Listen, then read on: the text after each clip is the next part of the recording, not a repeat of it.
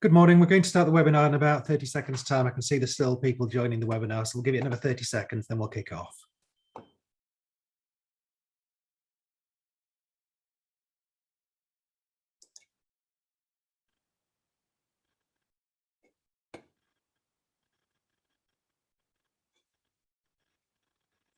Okay, we'll kick off the webinar this morning. Thank you for joining us for the webinar this morning. We're talking about company valuations this morning. Do you know what your company is really worth? What we're going to cover in the next hour or so, we'll be finished by 11 o'clock, and the content of the webinar takes roughly 45 minutes, and we'll then take questions at the end. What we're going to cover is a bit about us, why we're qualified to talk about valuations, what we do and our experience, and how that gives us an insight into valuations of businesses and companies. We're then going to talk about why valuation is important, and why the difficulties in doing valuations and the subjectivity in valuations and the judgment calls in valuations. We'll talk very briefly about valuation methodology, a bit about strategic premium, really just to, across those topics, to give you an insight into how to approach valuations and some of the things that are important to driving value. At the end, we'll talk about how we can help and answer questions, as I said at the beginning. Please feel free to ask questions anytime through the webinar. Your video and microphones are turned off to protect confidentiality, but please ask questions using the Q&A facility. And the Q&A button will be either at the top of your screen or bottom of your screen, depending on how you're viewing this webinar. So just starting with a bit about us, how we're qualified to talk about valuations, what's our experience. We are deal advisors, lead deal advisory firm. We act on trade disposals, management buyouts, corporate acquisitions. We've been going 21 years. In our 22nd year, completed well over 100 transactions during that time. And the transactions we complete tend to be in the owner-managed business sector. Businesses typically turning over £2 million up to 15, 20 million pounds, but most of the deals we do will have a turnover of 2, 3, 4, 5, 6, 7 million. Plus, we do quite a number that are smaller than that, particularly people type businesses. So people businesses, the turnover is clearly smaller because it's not, they're not got cost of goods sold in terms of box shifting. So the turnovers tend to be smaller, but the profitability still tend to be good. As part of what we do, we believe in giving a lot of early stage advice, really to ensure that clients embark on a transaction that can be delivered, a transaction that is feasible. So we do a lot of work on valuations at an early stage, doing detailed evaluation reports, really getting the key is understanding the business in detail and understanding its potential, understanding where it's come from, where it's going, the risks, the risk factors, the opportunities. So valuations is a starting point for many clients to make sure they don't embark on a transaction that cannot achieve anything like their aspirations. If there's work to be done first, that work needs doing before they embark on the transaction. And building on valuations, we do management buyout feasibility reports, which talk about not just the valuation, but types of funding that ought to be available and what the deal would look like in terms of its structure, how much cash at completion, how much on deferred terms, how much management equity might need to be put in.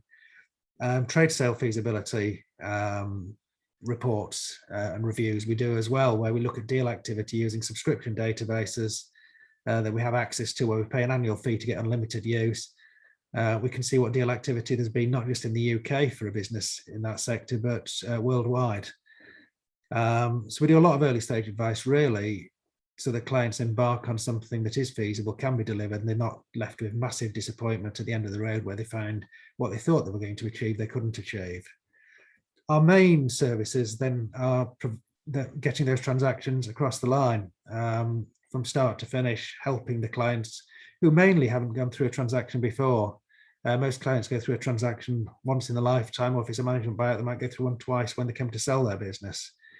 So in terms of finding buyers for businesses or finding acquisition targets, achieving the funding for management buyouts and corporate acquisitions, structuring the transactions, negotiating the deals into a form that can be delivered, and project managing all the way through. So our life, life and soul, what we do is transactional work, helping clients achieve a transaction, helping them achieve their aspirations, recognizing that We bring expertise on doing deals to clients who often have never done a transaction before. Work very closely with them, work very closely with their solicitors, work very closely with their accountants. Team effort led by us, project managing it to get the deal over the line. The next slide shows some of the deals we've completed over the last few years. The same thumbnail images appear on our website and are clickable. So if any of those stand out, you want to know more about it, go to our website, go to the recent deals section, click on the thumbnail, and it'll tell you all about the transaction. And in a confidential manner, we don't disclose valuations or profitability or anything. It's just, it tells you a bit about the transaction, often with quotes from the people involved. But we've got a wealth of experience covering deals across many sectors in the UK SME market.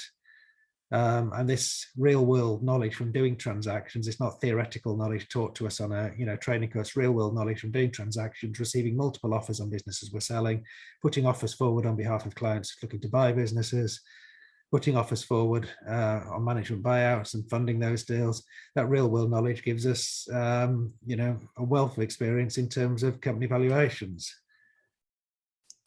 So at this point, I'm going to hand over to Greg, who is going to talk us through most of the rest of the content, and I'll come back in at the end to talk about how we can help, and then Catherine will also join both of us right at the end to host the question session.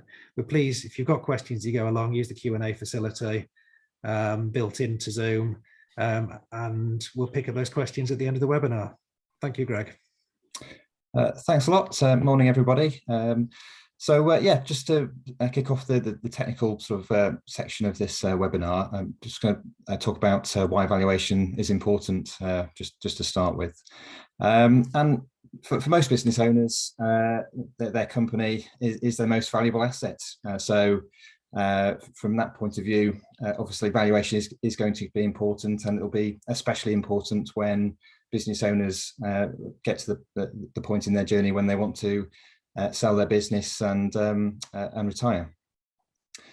Having a clear understanding of how your business is valued also enables better strategic decision making. So it makes sense to understand valuation as early as possible, ideally many years before you look to sell your business, because then you can, if you understand what's driving value and what might be detracting from your business's value, it's better to make those decisions that are going to help maximize your wealth long term.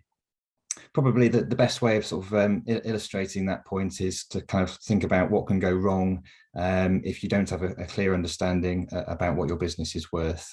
And I've listed on this slide 4 examples of that. So the first one is initiating a sale process without having realistic price expectations. And this is something that we see fairly often.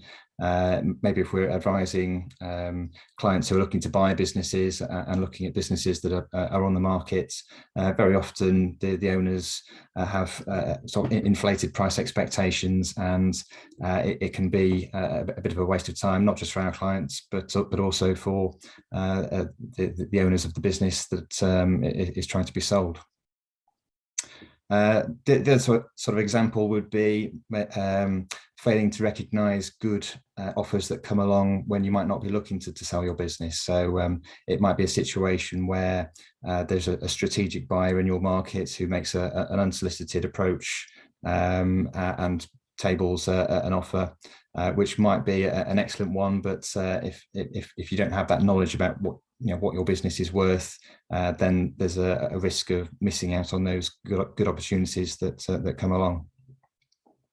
Another example would be when it comes to sort of setting up share incentive schemes for key staff and getting the right share value at that stage is very important. And we've seen instances in the past where we've been working with a client to sell their business, and then they might have set up a share option scheme in the past, and then that's created a problem when they've come to sell, because the share option value has been set at too high a value, and it hasn't had the desired effect in terms of incentivizing staff. And the last example is again a really sort of a difficult situation to avoid, and that is buying out other shareholders at too high a value. And there's a danger for businesses with more than one shareholder, where they're all coming up to retirement, and maybe the first shareholder retires and gets paid out at a very full value, and then that sort of eats into the value for the remaining shareholders, and leaves them in a difficult position. So there's plenty of things that can go wrong if you don't have a clear understanding about your business's value. Moving on to why valuations can be difficult, and there's a few reasons for this. The first one is that for privately owned businesses, there's a lack of data out there to look at. Contrast that with public companies, where obviously share prices are listed and updated in real time. For private companies, there's no sort of liquid market for their shares, and where transactions do happen, they're in most cases that the terms are confidential. And you might have to wait a year or two until you can sort of look at the accounts of the company that has bought them, to try and find out what they paid for them. And even if you do know what the deal value was for a particular company, it's difficult to work back and kind of arrive at what the earnings multiple might have been by looking at the reported profits in their accounts, because the reported profitability can be very misleading, and we'll talk a bit more later on about the difference between reported profitability and what the underlying profitability of businesses is, and there's different adjustments that you commonly see there. When you're valuing a business, it's critically important not just to rely on the numbers printed in the accounts of a business, but also to understand its other sort of non-financial factors. So any sort of major commercial risks in the business, it's any sort of growth opportunities, it's barriers to entry, its customer base, its products and services. So there's all sorts of things that you need to understand and have a good handle on in order to sort of arrive at a sort of reliable valuation. And because there's so many factors to weigh up, and there's so little sort of publicly available data out there, it's really important to get professional judgments from people who've got experience of working on lots of different deals, have that sort of insight and knowledge, and can weigh up all the different things that lead to a particular valuation. So because of all those sorts of factors, it's very important to be aware of free valuations, and these could be simple online calculators where you sort of enter in your sort of turnover and net profit figure, and it might sort of spit out a valuation, or maybe free valuations given by brokers who are sort of looking to sign up companies to sell. So beware of free valuations. If you are going to sort of want to find out about a valuation, it's important to do it properly and seek professional advice.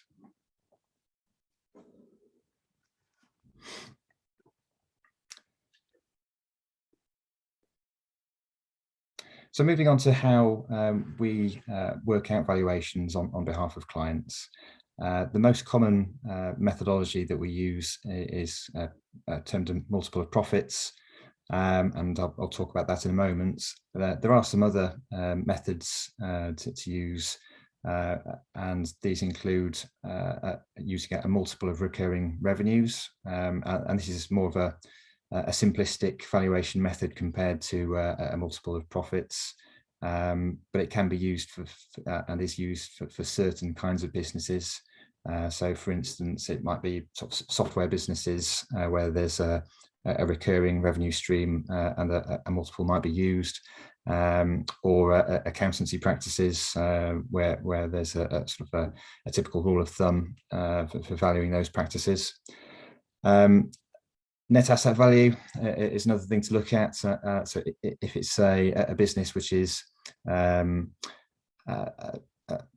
there's inadequate profitability in order to work out a reliable valuation based on a multiple of profits, it might be better to look at its balance sheet value, especially if it's business which is loss making, and it's inappropriate to use a valuation based on it being a going concern. Then you might look at the balance sheet and the value of the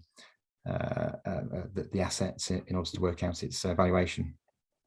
And the other sort of methodology you might come across is called discounted cash flow. This is more of a technical valuation exercise based on the forecast profits and cash flows of a particular business, which are then discounted back to present value. And this method can be used for early stage businesses where there isn't a track record of profitability to look back at and try and work out a valuation. And this also might be used for valuations for tax purposes. So I'm not going to look at those methods in any detail in this webinar. I'm just going to focus on the most common method we use, which is multiple of profits, and I'll talk about that on the next few slides. So the multiple of profits valuation method, on paper looks quite simple. It can be expressed just as underlying profits multiplied by an earnings multiple. I'll talk about those two in a moment. It's usually used for mature, profitable businesses where there is it's possible to identify what the current underlying profits of the business are, but that's not that's not the final answer really. So the underlying profit times multiple times earnings multiple, that'll give you what's called a debt and cash free value. There's then a further stage that's required to work out what the actual value of the shares of the company are, and that makes allowances for anything items such as surplus cash on a balance sheet or debts owed to the bank. And then once you've gone through that sort of adjustment exercise, that'll give you the equity value of the shares that are being bought or sold.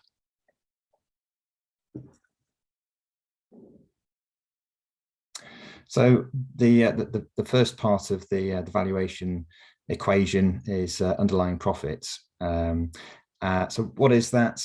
This is usually based on the net profits of the business, and usually that's the operating profit or earnings before interest and tax, EBIT. Sometimes it might be appropriate to use EBITDA instead of EBIT, and that profit measure excludes depreciation and amortization. And that's often used if it's a business where there isn't a massive amount of capital expenditure required. So if it's a services business, it's usually appropriate to use EBITDA. If it's a capital intensive manufacturing business where there's a regular need to invest substantial amounts in plant and equipment, and the cost of that plant and equipment needs to be reflected in the profits in the form of depreciation, then definitely don't use EBITDA. You should be using EBIT in those situations. As I mentioned a moment ago, you can't just rely on the reported profit figure in the accounts when it comes to working out a valuation of a business. You need to then adjust that reported profit figure for certain costs or revenues that might change after the business is sold. So the most common sort of examples of this would be adjustments for fair cost of management. So in many businesses, the shareholders may not take a full salary and instead take dividends in lieu of salary for tax reasons. So when it comes to working out the valuation of that business, it's important to replace the small salary that they've actually taken from the business with a market rate salary reflecting the true value of the services that they are providing to that business. You might also adjust for rent. So many companies will own their own premises, and therefore there won't be any cost of renting those premises in their accounts. It's as we'll see in a moment, if for those sorts of businesses, you would then adjust the cash and debt-free value to add on the value of any surplus assets, which can include property. So it's important to include a notional rent figure in the underlying profits, so that you're not sort of double counting the effect of the company having its own property. And you also need to think about which period you're looking at. So it might be appropriate to take an average of the underlying profit over the last few years, if it's a business that performs better in some years than others, or if it's a business that's on a growth trajectory and profits are increasing year on year, then an average wouldn't be appropriate. It perhaps might be better to use the current run rates based on the last 6 months results or last 12 months results, and then work out your valuation, but based on that figure.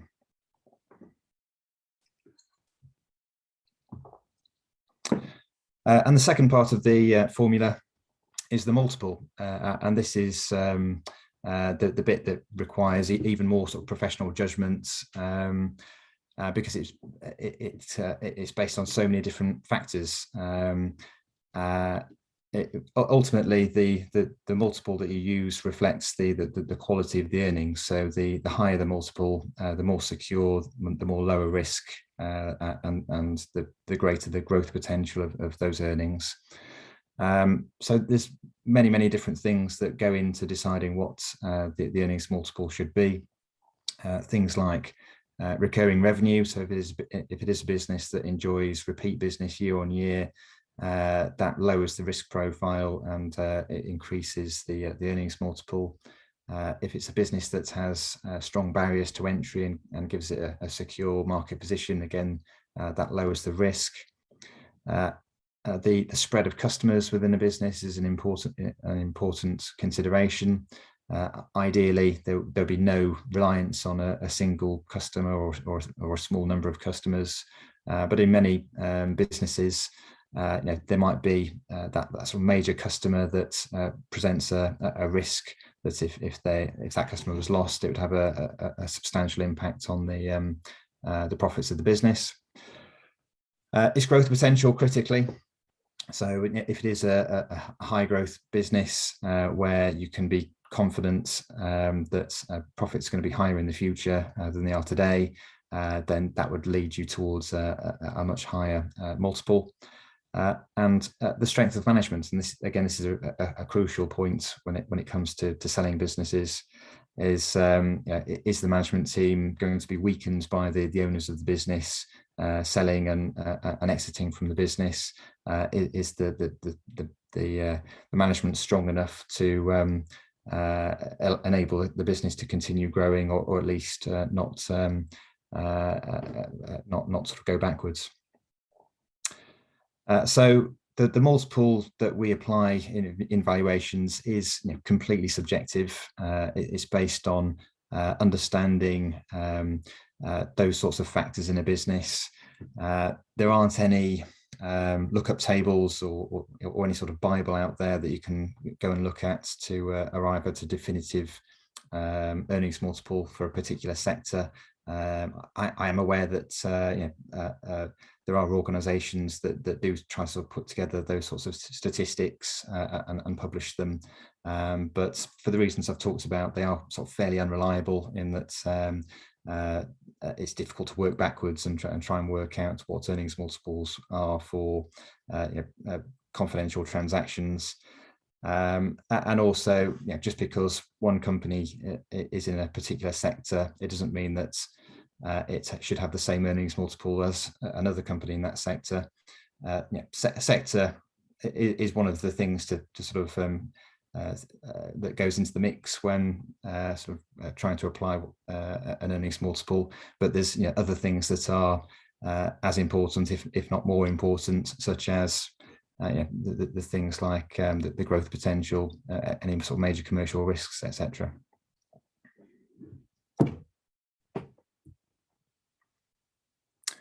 So once you've worked out your underlying profitability of a business and then decided on the earnings multiple, multiplying those together gives you your debt and cash-free valuation. So this is a sort of a theoretical valuation that would be paid if the business was sold with a normal balance sheet. So what does normal mean? It means that it has enough working capital and fixed assets to continue operating and continue generating the profits that are upon which the valuation is based. But in real life, there's always some adjustments that are needed to reflect the fact that balance sheets have retained profits on them, have bank debts, have tax liabilities that need to be taken into account. So the kind of adjustments that we most often make are for things like freehold property, and I've mentioned that if it is a company that owns its own premises, you would work out the valuation of the business as if it rented those premises, and then take the market value of that building and then add it on to the valuation, so that therefore you're working out the valuation of the business and also the property separately, and then adding them together. If there's a mortgage against that building, that would then be taken off the valuation. If there's any cash in the business that's in excess of the business's working capital requirements and could be taken as a dividend, then that would be added onto the valuation. And corporation tax, the convention is that that is treated as if it's a bank debt when it comes to valuing businesses. So whatever the corporation tax liability of the company is at the point of at the point of evaluation, that would be deducted from the value of the shares as well. So one sort of thing to be wary of is that it's important not to double count the value of working capital and plant and equipment when it comes to valuations. So if you're following the earnings multiple multiple of earnings methodology, then you're only adjusting for surplus assets rather than assets that are used in the business to generate those profits. So it wouldn't be appropriate to work out a cash and debt-free value and then add on the total value of all assets on the balance sheet.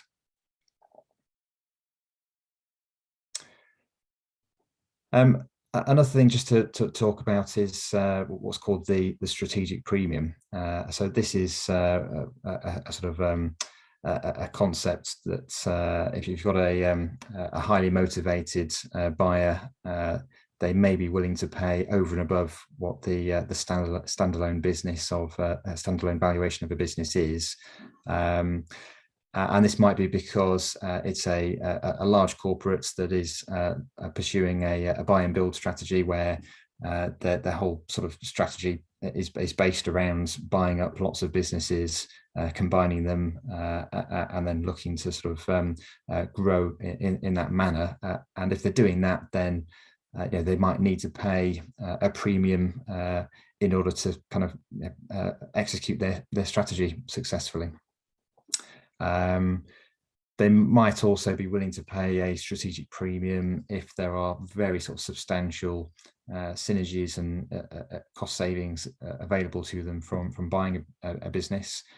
And they might also be prepared to pay more than a business is worth if it's a competitive situation and there are several competing buyers making offers and pushing the price higher.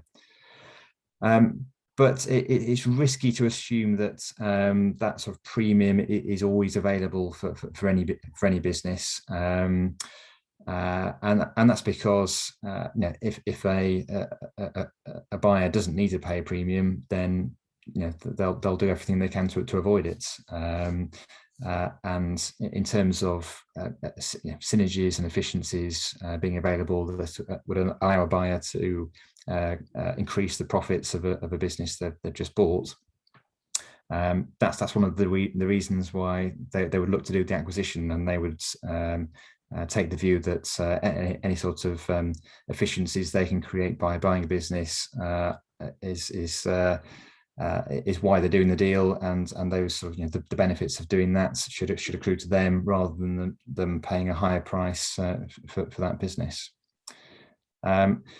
And for most businesses, it is sort of difficult to try and get that strategic premium unless it's a very strong business that's attractive to many different buyers, so yeah, it's risky to assume that you can always get that sort of higher premium when it comes to selling.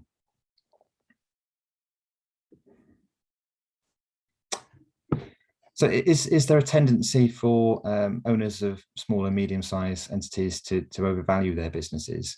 And I'd say on balance that there probably is, and there's good reason for that. And the main one is that a business is often worth more than the sum of its parts to owners. So it's not just a profit stream that generates a profit year on year. It's also their livelihood and provides their job and their salary, and might also employ members of their family. So it's when it comes to selling, it's not, you're not just sort of giving up a profit stream, you're also giving up your job, and therefore it sort of follows that the valuation is extremely important, and the valuation to the seller might be higher than the valuation of the buyer in those situations. The second reason is that there's always the potential to make more money, to maximize your wealth by delaying a sale until further into the future. So obviously, if a business is worth so much money now, if the owner is confident that it's still going to be worth that much in the future, then they can make the most money by simply carrying on running it for a few more years, collecting their salary and dividends during that time, and then selling in the future. So it's rarely a purely financial decision when it comes to selling. It's normally triggered by an event such as wanting to retire from the business, or health concerns, or other factors. So it's the timing of when a company is sold is very important. Entrepreneurs are inherently optimistic people, and therefore they can sort of tend to view their businesses in a very favourable light, that things will always get better and the business will always continue growing and becoming more profitable in the future. But whereas buyers, they're going to look at a business with a very different perspective. They'll be worried about overpaying for a business, and therefore they're going to look at the risks much more objectively, and that those they have less information about the business. They will sort of naturally be more skeptical about the business compared to the owners who might have worked in it since it was founded, and understand everything about it, and will have a very different perspective on the risks in that business.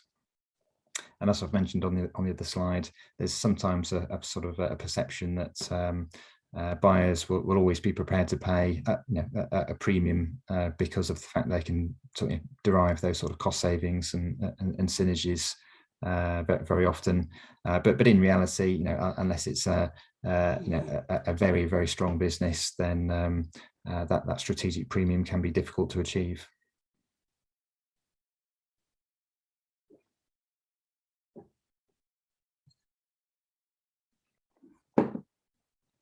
So just a few conclusions to what I've talked about. Firstly, if you do want to find out about your what your business is worth, then a professional business valuation, can be very helpful. Even if you're not looking to sell for a number of years, it can give you that sort of information you need to plan ahead and make good strategic decisions. Beware of free valuations, because they might be simplistic or biased. Valuations for most businesses will be derived from their underlying profitability. And don't assume that buyers will always pay a premium when it comes to selling. And finally, don't get too sort of preoccupied about valuation, because whilst that's important, it's not the only thing that matters. And especially the multiple. So I mean, the multiple, sometimes people sort of get too sort of focused on, whereas it's the deal as a whole that's important, and you need to sort of maintain that overview of the entire deal, rather than just focusing on one aspect of it, being the earnings multiple. So things like how saleable your business is also important, as well as the valuation. So it could be that a business has a high valuation, but it's difficult to sell because maybe it's reliant on the owners for their technical knowledge or knowledge of their industry, and therefore those sorts of issues need to be addressed, rather than just focusing on the valuation. And conversely, if you're looking to buy a business, how it's funded is just as important as its valuation. It might make sense to pay a slightly higher value for a business if it's structured in such a way that it minimises the risk of the buyer, because they can borrow more money. So I'll hand back over to Andrew at this point, who can talk about how we can help, and also we'll move on to questions after that. Thanks, Greg. Just a very quick 2 or 3 minutes on how we can help, really building on what I said earlier. Just a reminder that if you wish to ask a question, please use the Q&A facility. I see there's been a number of questions asked already, but use the Q&A facility at the top of the screen or the bottom of the screen, and we'll pick up on those questions in a couple of minutes' time.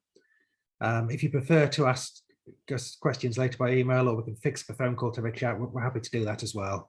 So as I said earlier, we really like to give early stage advice, really to make sure that a transaction that's embarked on can be delivered, is feasible, is achievable. So we do quite lengthy valuation reports, but they're written in very plain English. They assume no technical knowledge, and we take you through our observations on the business. We take you through the valuation calculations, and just explain clearly over 20 plus pages with a commentary as well, and how we've arrived at the valuation. And it's not a static figure. We will arrive at a valuation, but taking that report and understanding that report can help guide you, particularly if you're not looking to do a transaction for 2 or 3 years. It can help guide you on how some of your key decisions may impact on the valuation, in terms of if you can improve your profitability, or if you can do things that reduce the risks in the business, or improve the growth opportunities in the business, therefore the multiple goes up. You can almost rework the calculations yourself and see what impact that could have on your valuation. And it can actually be quite small things, can have quite a big impact on the valuation, particularly those actions you take that improve both your profitability and your multiple at the same time, has a double impact, and can make quite a significant change to your overall valuation. And it's a useful report to have at any stage in the business development, to understand, when you're taking key decisions in the life of the business, how they may impact on the ultimate valuation when you come to exit. So valuations as a starting point, building on that, as I said earlier, we often do management buyout feasibility reports to explain not just what value can be delivered, what can be funded, how much would have to be on deferred terms, what the management equity stake would need to be. Sometimes the vendors are going to retain a shareholding, and how that can be made to work. And trade sale feasibility reports, looking at deal activity in the sector, trying to understand the motivators in the sector as to why transactions are taking place, and what purchasers are looking for, what attractions in businesses purchasers are looking for. But as I said earlier, our main service is lead deal advisory services. Once the client is ready, has made an informed decision on which route to take, and on timing, and has a sensible aspiration as to what can be achieved, delivering the transaction in the best interest of our clients, and usually in the best interest of the business as well, and its employees and its customers. It's a responsibility that we get it right for everybody. So we enjoy doing what we do. Love to talk to any of you over the next week or two if we can help understand your business in more detail and give a bit of guidance on the way forwards. We'd welcome that opportunity. But at this stage, we're going to move to questions. I'm going to ask Greg to come back in and Catherine to join us. And Catherine will host the question session and take us through the questions that have been asked. I think most questions have been asked confidentially, and therefore won't have appeared on your screens. But Catherine's got a full list of questions that have been asked.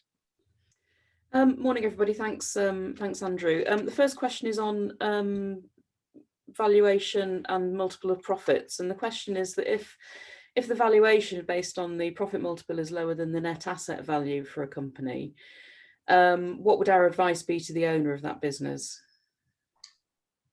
We do see this occasionally, and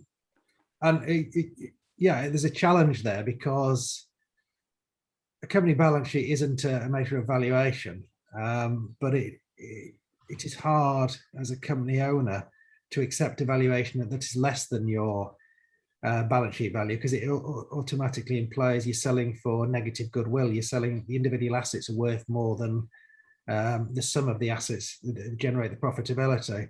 And this happens really, we see this much more often in really old businesses. So businesses that maybe have been going 100 years, were much bigger scale, bought their substantial buildings, 100 years ago, paid for them 80 years ago.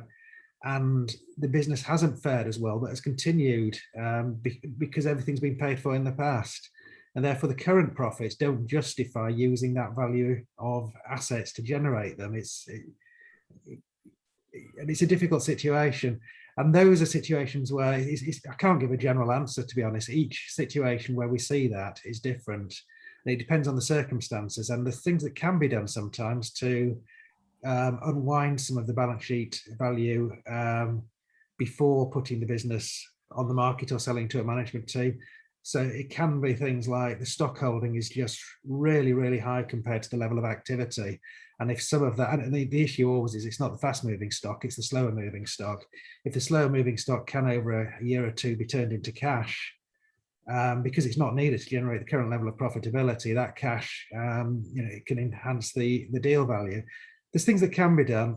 It is a challenge. It's a challenge when the net assets are worth more than what the profit stream justifies as a valuation. It can be a challenge, but it depends on the circumstances. And there are, we give early stage advice and suggest what can be done. But sometimes businesses ultimately will be sold for less than the net asset value. Obviously, there's always the question: can we just stop the business, make everybody redundant, wind it up, and get a higher value? Even these situations, that's unlikely to be the case. And owners of businesses seldom want to do that because they feel a loyalty to the staff that have worked with them and the customers and suppliers, and they don't want to let everybody down by just calling it a day. But really what I'm saying is, in those circumstances, let's have a chat and just understand why those circumstances arise and whether there's anything that can be done about it. I don't know if you have anything to add on that, Greg. I know you've seen some in those circumstances recently. Yeah, it can be difficult. I mean, sometimes we see it in businesses where, sort of distribution businesses where there's several £1 million of stock on a balance sheet. That means the net assets is very high, and the level of profits is quite modest because it's a competitive sort of market. And yes, it might be that the net asset value of the business is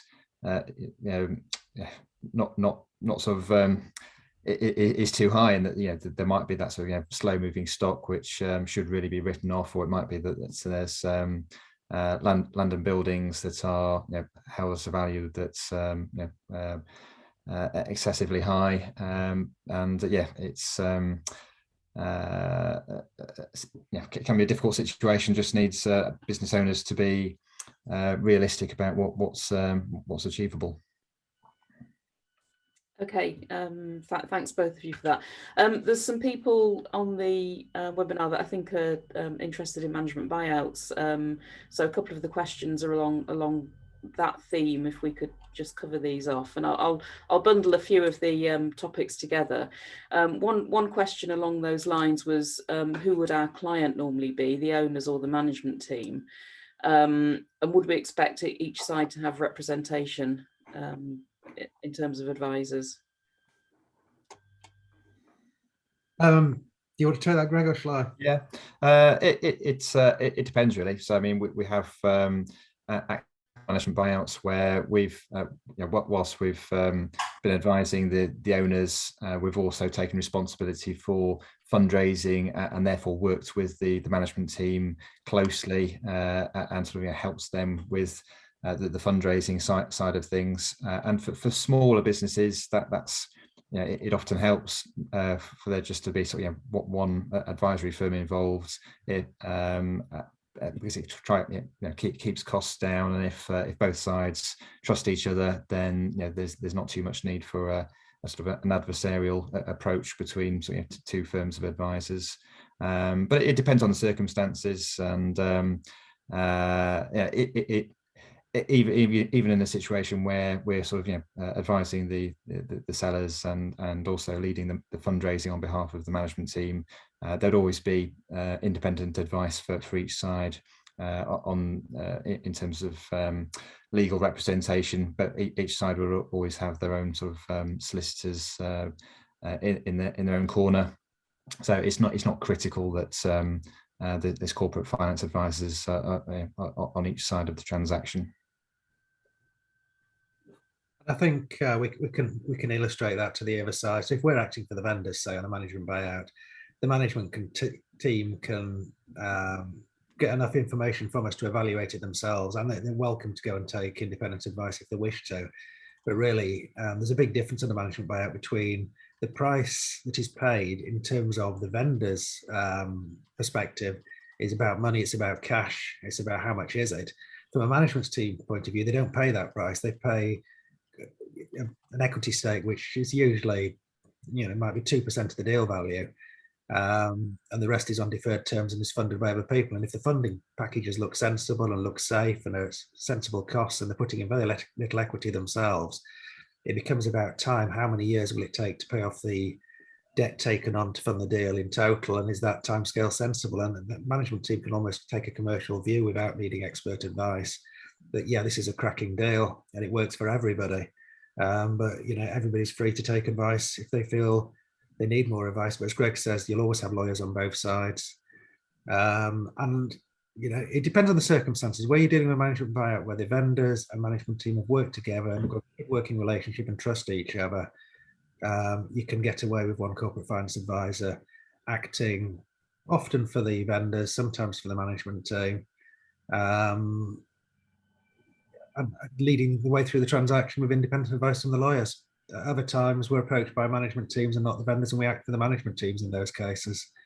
So we enjoy doing management buyouts. They're very satisfying, but the key is in the early stages, making sure the management team and the vendors are all wishing to do a transaction and are all in a ballpark that is feasible and can be delivered. Thanks, Catherine. Okay, thanks, Andrew. There's one more question, and that is, have we noticed any impact of COVID on valuations that we're seeing? I think, I think the answer is yes to that. But what we're trying to do, we've seen an awful lot of businesses who actually improved their profitability through COVID.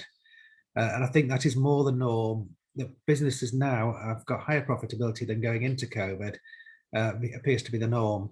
And it's because staff have been furloughed, and they've then taken staff back piecemeal when they need them. And they've realized they can work more efficiently and they don't need to take all the staff back. And there's people in the business who actually they can lose without actually impacting on their profitability. So we've seen businesses become more profitable. We've seen businesses gain through the COVID support. But what we're looking to do in valuations is understand what the profitability is in the future, not what it's been over the last 2 years. So we will always look at how the business has performed over the last 2 years. And most of the businesses we've looked at have had a difficult time in March 2020, April and into May 2020. But many have then bounced back and gone back to more normal levels. Others, we don't do much in the hospitality sector, to be fair. Obviously, hospitality businesses have had to endure, I was going to say drop in turnover, but no turnover in some cases for a long period of time. So it depends on the business, but what we're interested in is future profitability. And if it is a business that has really, really been hit badly, such as in the hospitality sector, and then we'd have to also think about what's the risk of them being asked to go into to shut down again in the future during the winter months or with new variants. But for most businesses, other than a short period in March 2020 and the months thereafter, many have bounced back and are stronger now and are working more efficiently. But it's not something. It's something we think about in every valuation we do. But it's not causing us, on most valuations, it's not causing us any great problems, or we'll get under the skin, understand the business in more detail, and understand what the future profitability is likely to be and base it on that. Okay, Catherine. Okay, thanks, Andrew. That's all the questions for now. Brilliant. That's great. So thank you for listening today. We've got more webinars coming up, which you can see through our website. What we'd like to do now is welcome the opportunity to talk to any of you who's attended the webinar today and understand your businesses in more detail and understand your aspirations and how we might be able to help. There's obviously no charge for those meetings, no obligation to use us after those meetings, but Catherine will email out the slides over the next, either today or early next week, either today or Tuesday, and give you the opportunity to suggest if you'd like to have a chat. We do the initial chats usually by Zoom or Teams or by phone. Would welcome that opportunity. We have recorded today's webinar. It's not recording any of the participants, it's just recorded the presenters and the slides. So if you missed the beginning of the webinar, again, get in touch with Catherine when she emails you, and we'll send you the link to the webinar that we'll put on YouTube later today so you can watch it from the start. Thank you for listening, and hopefully we'll get a chance to talk sometime over the next couple of weeks or so. Thank you, and I'm going to end the webinar at this stage. Thank you very much.